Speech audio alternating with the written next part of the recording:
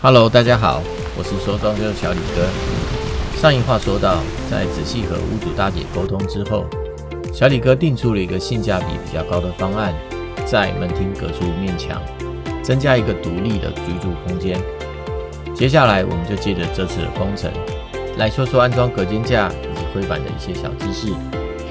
还没有看过前一话的朋友，欢迎您先点击观看哦。好，废话不多说，我们现在就开始吧。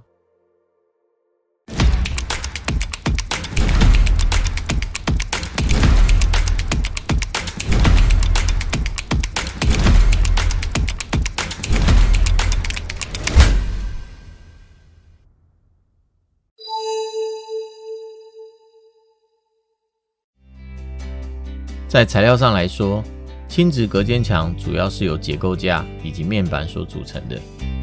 世界各地使用的材料都不尽相同，像台湾大多数是用2寸的角材，加上细酸盖板；加拿大是用 2x4 的结构木，我们简称 2x4， 或是 C 型镀锌铁柱加上灰板。我们先来说说结构架。C 型镀锌铁柱通常用在公寓大楼以及商业空间。一般的 house 及 townhouse 主要都是使用 2x4。加拿大规定，隔间使用的 2x4 宽度是3寸半，厚度是1寸半，而且都要使用实木的新材。我曾经到一个朋友家的工地，看到居然使用的是别的工地拆下来回收的 2x4。我也常常看到有些隔间墙的厚度不足，明显是用了不正确的材料。希望大家在装修团队进材料的时候，还是注意一下比较好。再来说说施工的方法，我们一定要注意的是立柱的间距。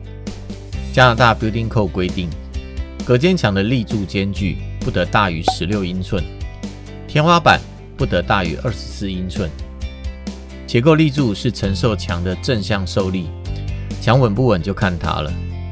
有些房间的门在开关的时候墙会晃动，就一定是墙内的立柱没有依照标准施工。相信师傅是一种美德，但验收工程的时候也不能太相信师傅的美德。事关安全的步骤一定要仔细的检查。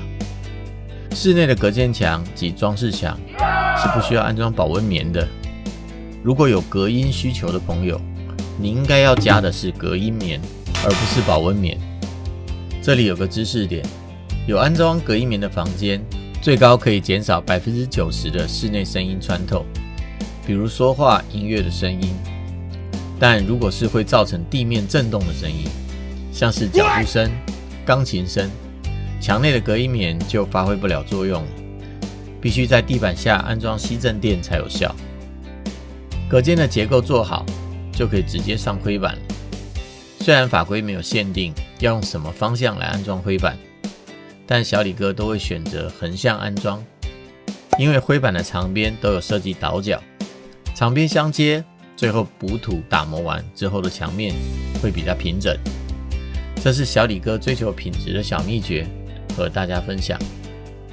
不管是材料品质还是施工方法，不外乎2个关键，就是规划时选择诚信专业的施工团队，以及施工后屋主细心的验收。